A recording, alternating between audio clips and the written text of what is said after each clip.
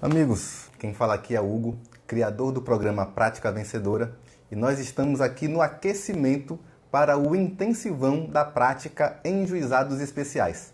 É um evento onde eu vou passar uma semana treinando você para dominar o procedimento dos juizados e eliminar erros que eu vejo acontecerem todos os dias em juizados especiais, tá?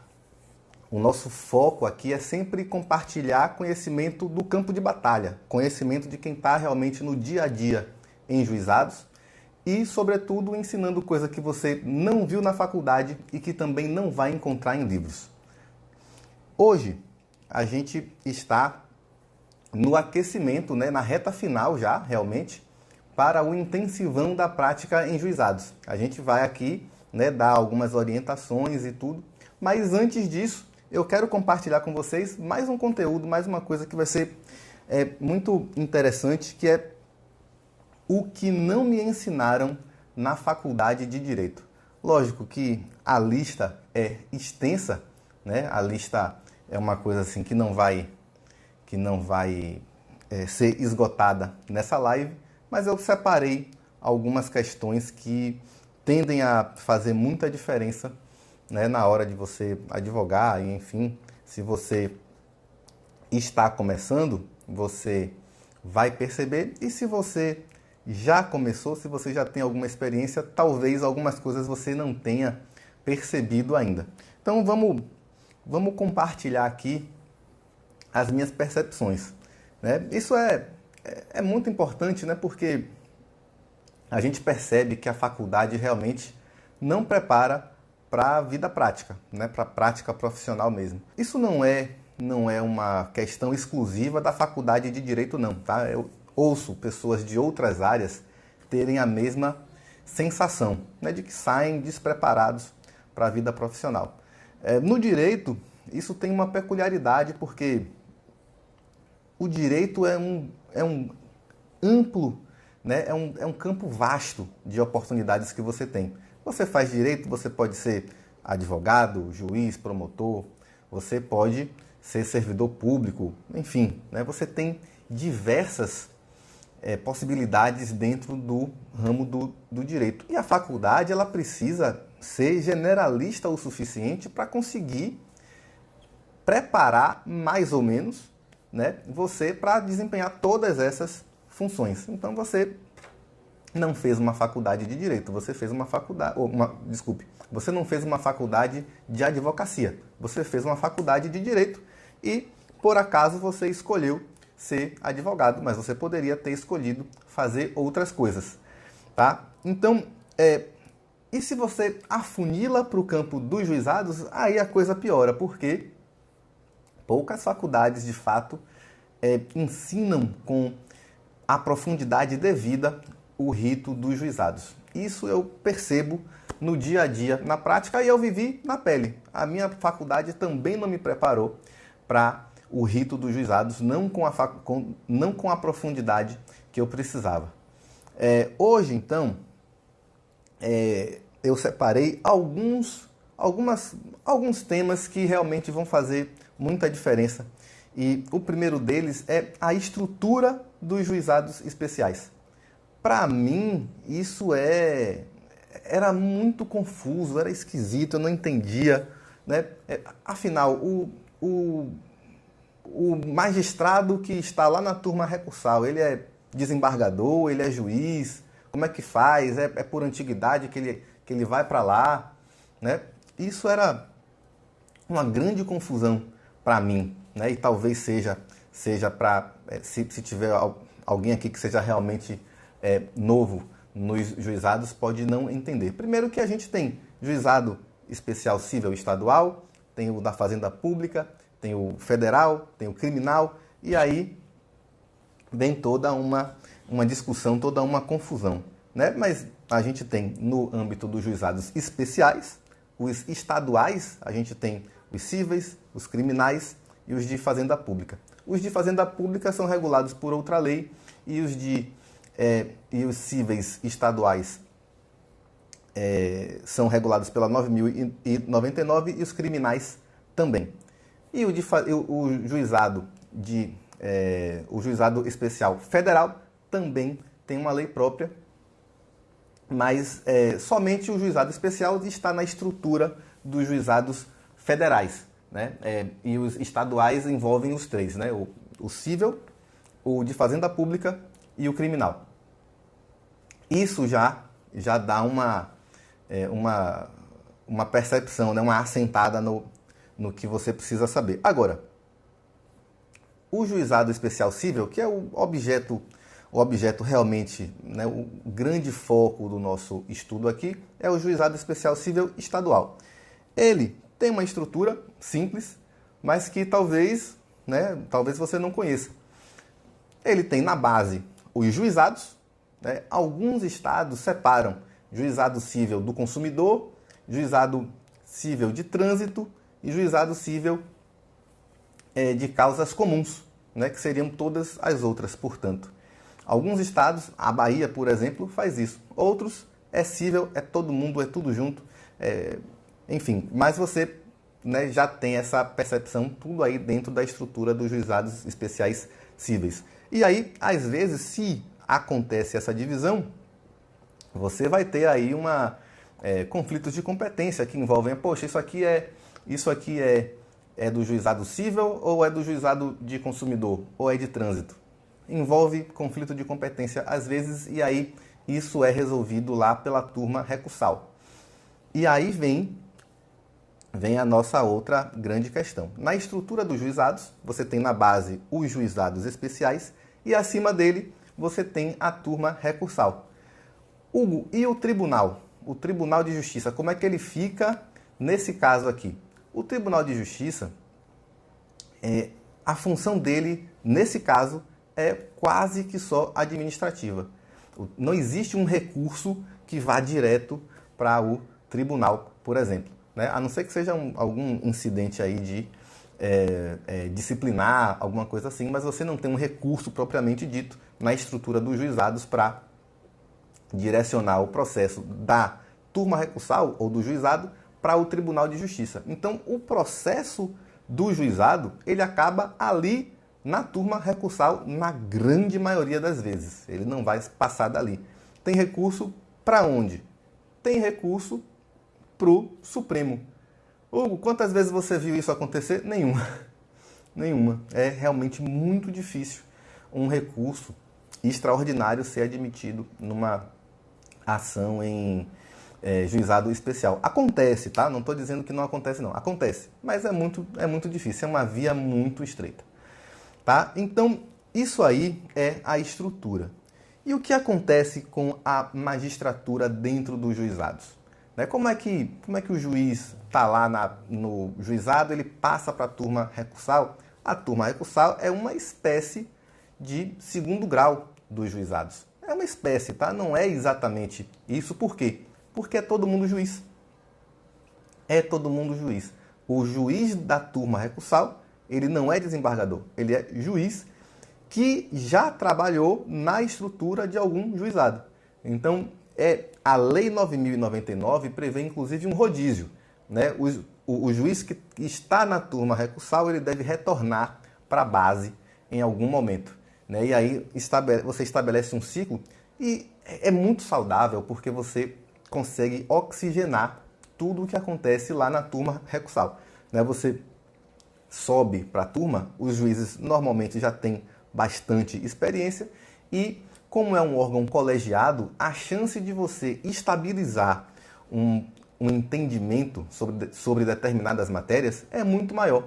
Né? Então lá você vai ter isso, você vai ter uma condição de, tendo acesso constante de juízes de juizado na turma recursal, esse rodízio, você oxigena o sistema e daí você consegue ter uma renovação de teses, ter uma discussão maior sobre matérias que talvez já tivessem sido discutidas muito antigamente e agora você precisa renovar, trazer um entendimento mais moderno. É assim que você trabalha nos juizados. Então, isso para mim, quando eu cheguei, né, eu sou servidor do Poder Judiciário Estadual há 13 anos. Parece até... Vou entregar minha idade aqui. Mas quando eu cheguei para trabalhar no juizado, eu não conhecia. Eu não sabia como é que funcionava, como é que aquilo ia acontecer, né? Isso realmente me atrapalhou muito. Era confuso para mim. Poxa, enfim. Mas estou trazendo isso aqui para você já ter essa informação a mais. Isso foi uma coisa que ninguém me falou na faculdade, em nenhum momento, e que era muito importante, porque perceba que, como é estranho, né? A gente, mais de 55% dos processos que tramitam no país tramitam em juizados.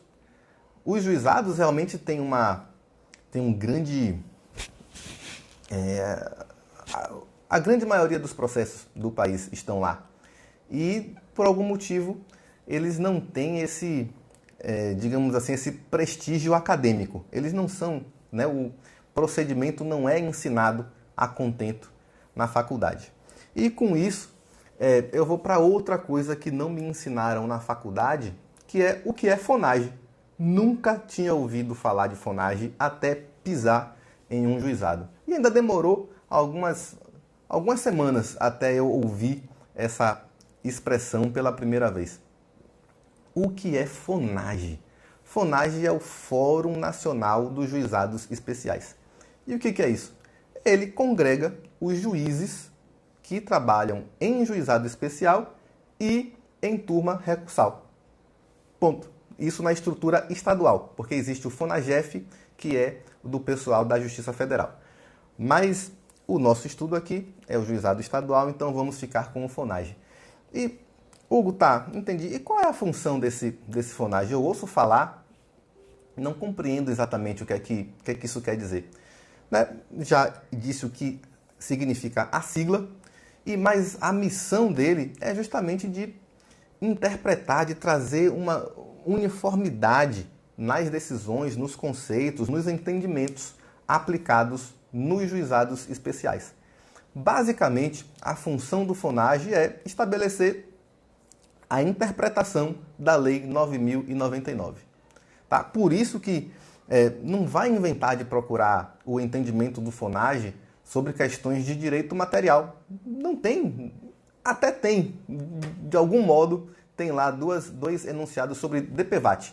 Mas a função do FONAGE é realmente estabelecer o entendimento sobre o procedimento dos juizados, normas procedimentais, basicamente a Lei 9.099 e a aplicabilidade de institutos e normas previstas no CPC para o rito dos juizados.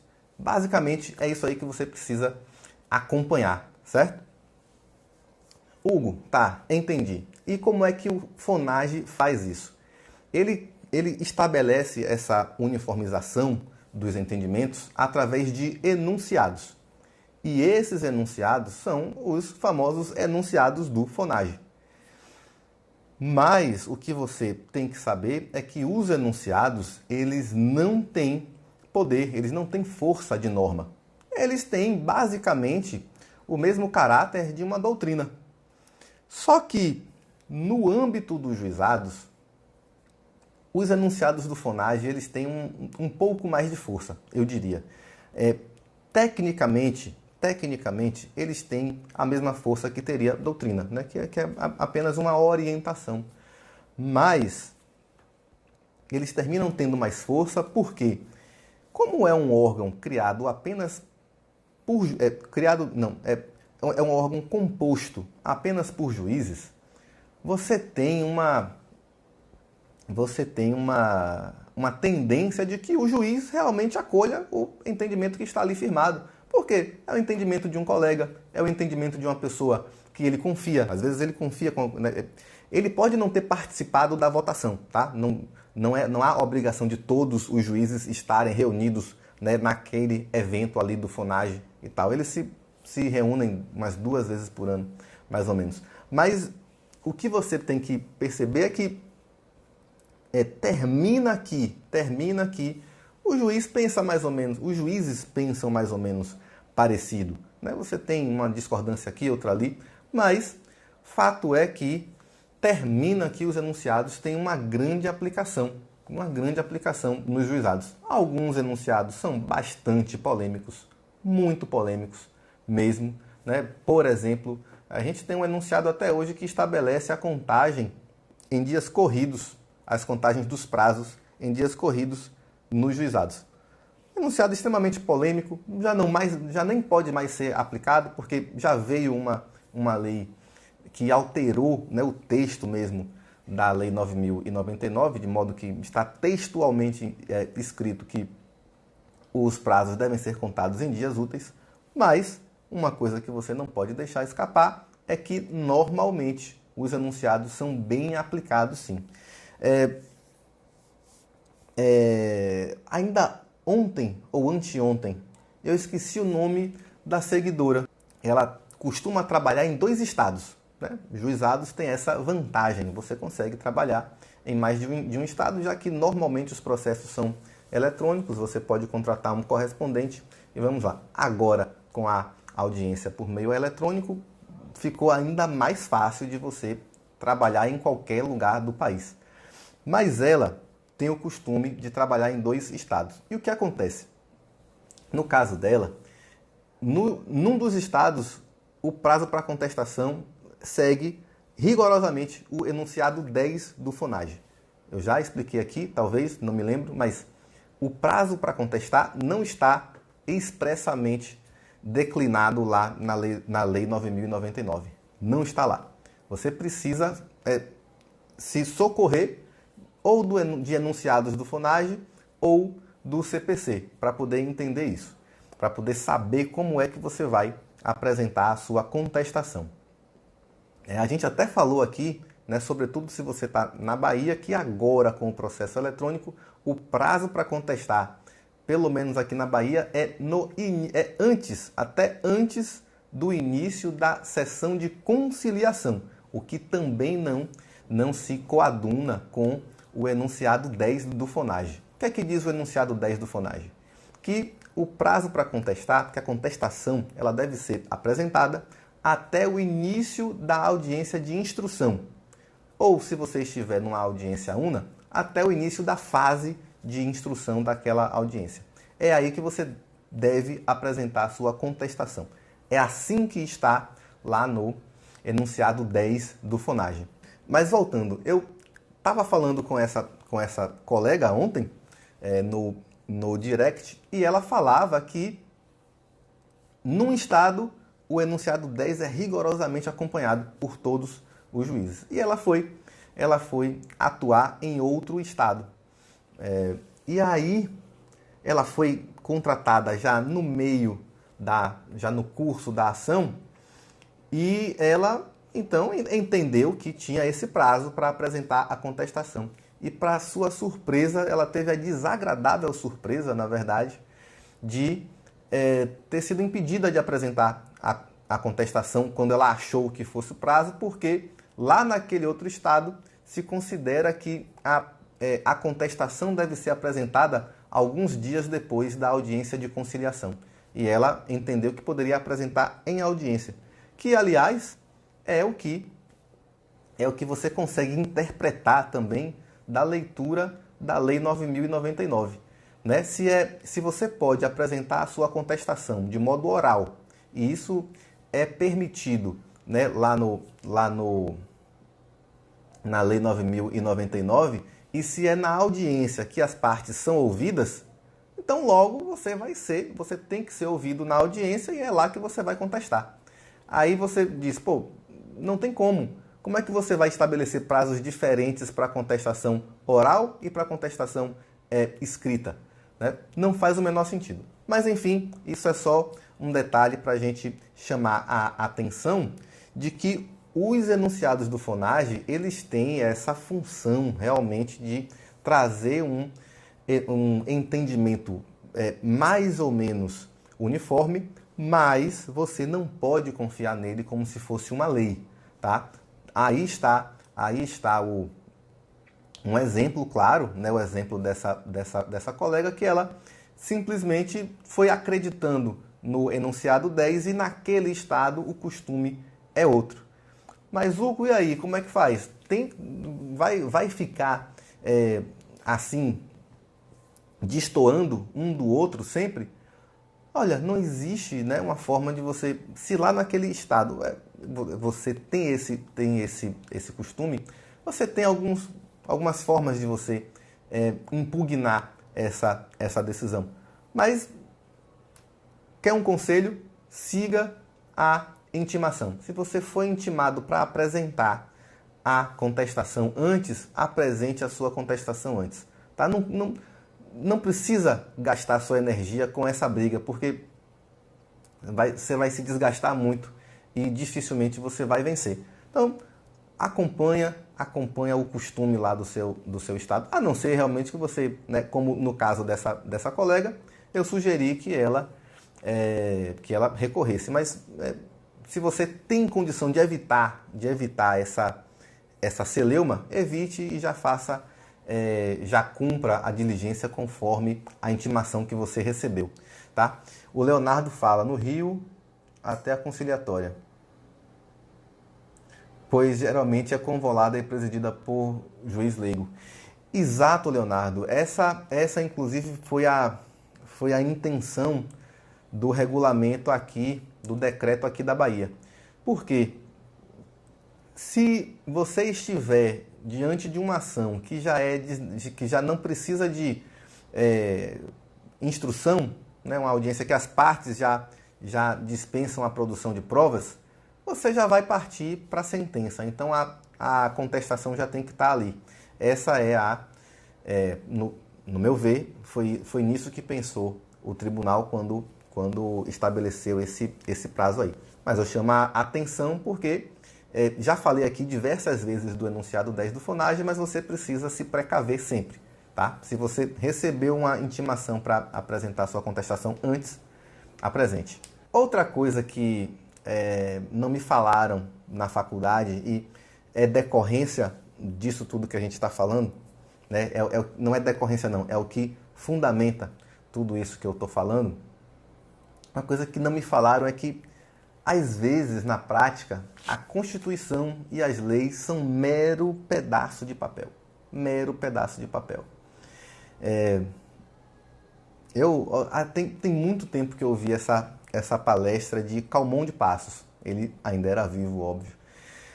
E, poxa, ele, não sei se vocês conhecem, chegaram a conhecer, mas as palestras dele eram sensacionais. Não consegui ser aluno, mas consegui frequentar algumas palestras dele. E ele era um senhor já de muita idade, franzino. Ele era, na época, professor e advogado, mas já tinha sido procurador de justiça, enfim. E Calmon de Passos contava uma história de como na prática, às vezes, a lei e a Constituição não valem de nada. Ele falou que uma vez se envolveu, não lembro se foi um acidente de trânsito, não lembro se havia uma barreira, se era uma blitz, mas ele falava que a polícia parou o carro dele, né, ou abordou o carro dele e tal, e ele, em algum momento, ele decidiu exigir o cumprimento da lei e da Constituição. Eu acho que ele queria passar em algum lugar. Não, mas eu tenho o direito de me locomover livremente e tal. A Constituição me garante isso, ele dizia. E naquele momento, o policial, segurando o cacetete e com a mão na arma, disse: aqui a Constituição sou eu. E aí você percebe que algumas vezes você vai estar diante de abusos, de situações realmente que ofendem o direito, ofendem toda a concepção que você tem do que é justo, do que é correto. E na prática, pelo menos naquela hora, você não vai poder fazer muita coisa. Ali o que você vai ter é que realmente segurar a onda, acolher o que está acontecendo e lá para frente você toma suas providências, você consegue se restabelecer. Mas nem sempre você consegue o que você quer, nem mesmo quando a lei e a Constituição garantem para você. Isso isso vai conferir a você uma maturidade para você realmente entender quando é que você, quais são as brigas em que você vai entrar, qual é o momento em que você vai entrar, o que é que você vai de fato enfrentar e o que você vai deixar para enfrentar lá na frente. Outra história que marca muito isso é que a Faculdade de Direito da UFBA, a que eu frequentei, em dado momento houve uma manifestação política dos estudantes, enfim, era contra o governador na época, alguma coisa assim. E terminou em uma grande tragédia aquilo, porque a manifestação ela se direcionou até a residência do governador na época, que era relativamente perto da faculdade, enfim, foi todo mundo andando, não sei. Eu sei que houve um embate com a polícia, um embate grave mesmo, muita gente ferida, machucada, e os estudantes foram recuando até o campus da faculdade, que é terreno federal, onde, portanto, a Polícia Militar Estadual não poderia adentrar. Tinha juízes federais no meio, tinha procurador da República no meio, dentro da faculdade. E lembro bem, tem fotos disso, havia já ordem judicial para que a polícia não invadisse o campus da faculdade. Pois bem, mesmo a gente tem fotos de juiz federal falando com a polícia, procurador da República falando com a polícia, olha, a gente tem uma ordem judicial, tem uma liminar aqui que vocês não podem invadir o campus. Pois atropelaram todo mundo, invadiram a faculdade, bateram em todo mundo, gente ensanguentada, gente ferida, gente machucada. Então você percebe que em alguns momentos, a força bruta ela vai se apresentar em sua frente e não tem a Constituição ali naquele momento ela vira pedaço de papel, tá? Por que eu estou falando isso? Porque em alguns momentos na sua lida você vai se deparar com situações graves, abusos, né? Situações realmente que machucam tudo o que você entende de justo e correto, mas você vai entender que aquilo ali não é o momento de você enfrentar, não é o momento, simplesmente. Nem que você tenha amparo na Constituição, na lei, enfim. Isso, com a maturidade, você absorve e você passa a agir com mais parcimônia, com mais calma, com mais serenidade diante dessas situações. Não estou dizendo que você aceite abusos, que você abaixe a cabeça para truculência, mas isso em algum momento vai acontecer, esteja preparado. E isso foi uma coisa que a faculdade não ensinou, né? A gente na faculdade vive o ideal, né, da pirâmide de Kelsen, tudo lindo, nenhuma norma pode ser, né, pode machucar a Constituição. Às vezes um servidor mal-humorado vai ser mais forte que a Constituição naquele momento, tá? Outra coisa que não me ensinaram na faculdade foi que tem muito a ver com isso também, que às vezes o chefe do cartório, o servidor, o diretor de secretaria, enfim, às vezes ele interfere mais nas decisões que o próprio juiz. Isso também é uma coisa que felizmente, isso tem diminuído muito. A gente tem renovado a ampliação da democracia, como o Ricardo falou aí, que hoje a gente tem um celular que é realmente um grande aliado, né, que registra tudo, né? Mas, de fato, com a ampliação da democracia, hoje a gente tem, né, uma outra postura, uma outra situação. Mas ainda você vai se deparar em alguns casos em que você vai estar diante de uma situação em que o servidor vai interferir mais do que o juiz. Por quê? Porque sobretudo se você estiver tratando de processo físico, às vezes, os mais antigos e tal. O processo de repente sumiu, né? O cara mexe na ordem de julgamento dos processos. Isso acontecia muito. Ele vai influenciar, vai terminar conversando lá com... Sobretudo, quando você está num juizado, né, ou numa comarca do interior em que você tem muito mais juiz substituto. A comarca mesmo não tem juiz, e aí o juiz passa lá uma vez por semana, 2 vezes por semana, e aí você, nessa situação, é muito difícil de ter como é que eu posso dizer, do juiz ter um comando firme naquele cartório ali, porque ele mal conhece, ele não sabe direito o que está acontecendo, afinal ele tem 3, 5 comarcas para dar conta. Isso acontece muito também, tá? A gente às vezes não sabe a realidade da magistratura, mas eles também têm uma dificuldade aí de ter que comparecer em infinitos lugares ao mesmo tempo. Às vezes o juiz está trabalhando numa comarca, está respondendo por outra, e enfim, e as coisas se embolam. Então, também essa é uma notícia da prática que a faculdade não me ensinou, né? A ordem às vezes é alterada na prática. Outra coisa que não me ensinaram na faculdade é a importância de parceria, a importância de você estar no ambiente certo. Na verdade, eu acho que é muito mais isso. Você está num grupo de pessoas que realmente estão na mesma sintonia. Às vezes você está na faculdade e você termina acompanhando seus colegas de turma, enfim, e termina todo mundo andando junto.